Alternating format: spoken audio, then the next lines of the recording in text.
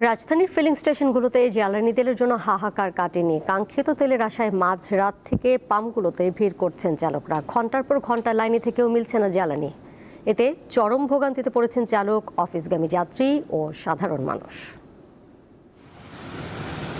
ঘড়ির কাঁটা ঘুরছে ঠিকই, কিন্তু সরছে না গাড়ির চাকা। রাজধানীর প্রতিটি ফিলিং স্টেশনের চিত্র একই রকম। জ্বালানি তেলের জন্য ঘন্টার পর ঘন্টা অপেক্ষার প্রহর গুনছেন চালক ও সাধারণ মানুষ। তেলের খোঁজে এক পাম্প থেকে অন্য পাম্পে ঘুরছেন চালকরা। রাজধানীর বেশিরভাগ পাম্পে তেল সরবরাহ বন্ধ। আবার যেসব পাম্পে তেল পাওয়া যাচ্ছে সেখানে দীর্ঘ লাইনে করতে হচ্ছে অপেক্ষা। এতে নষ্ট হচ্ছে মূল্যবান কর্মঘণ্টা, বাড়ছে জনভোগান্তি। হজরের নামাজ পড়ে এসে দাঁড়াইছি মহাখালী রেল ক্রসিং এর ওই পাশে দাঁড়াইছি। ওইখান থেকে আসলাম, এখন বাজে আপনার 10টা। 2 ঘন্টা ধরে দাঁড়িয়ে আছি।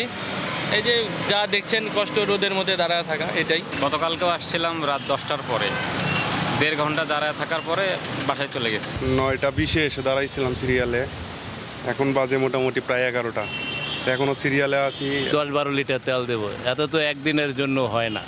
এরকম প্রতিদিনের ভোগান্তি আর কি আমাদের পোহাইতে হয়। পাম্প কর্তৃপক্ষ বলছে এখনও যানবাহনের চাপ সামাল দিতে হিমশিম খেতে হচ্ছে তাদের। নর্মালের সময় কিন্তু মোটামুটি ভালোই চাপ থাকতো, এখন তো অন্য অন্য জায়গা তারা চলে আসতে না পাওয়ার কারণে, অন্য জায়গা না পাওয়ার কারণে এখানে চলে আসতেছে। এই জন্য চাপ তো 24 ঘন্টাই আছে। মানে অনেক সবাই প্রশ্ন করে যে কখন চাপটা কম, বলে 24 ঘন্টার মধ্যে কখনো একই অবস্থা থাকে আর কি, একই লেভেলে থাকে সবসময়। জ্বালানি তেলের অনিশ্চয়তায় জনজীবন অনেকটা স্থবির হয়ে পড়েছে। এর প্রভাব পড়েছে নিত্যপণ্যের দামেও। তাই দ্রুত সরবরাহ স্বাভাবিক করে ভোগান্তি থেকে মুক্তির দাবি সাধারণ মানুষের। হেদায়েতুল্লাহ সীমান্ত, দীপ্ত সংবাদ, ঢাকা।